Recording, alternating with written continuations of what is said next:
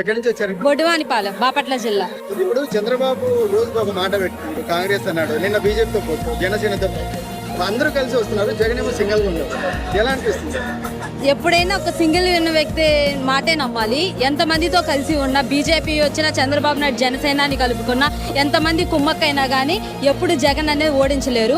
వీళ్ళందరినీ కలుపుకొని ఎప్పుడైనా ఒక సైడ్ వాళ్ళ ఆపోజిట్లో వచ్చినా కానీ దేనికి ఉపయోగం ఉండదు.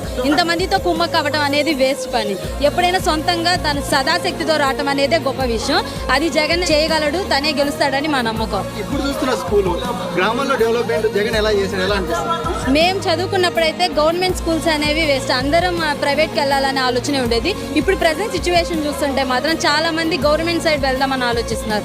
ఎందుకంటే ప్రైవేట్ స్కూల్తో సమానంగా గవర్నమెంట్ స్కూల్స్ అనేవి ప్రస్తుతం జగన్ పరిపాలనలో ఏర్పాటు జరిగినవి. సో ప్రతి ఒక్కరు జగన్ సపోర్ట్ చేస్తూ ఇలానే జగన్ సీఎం చేయాలని మనస్ఫూర్తిగా కోరుకుంటున్నాను.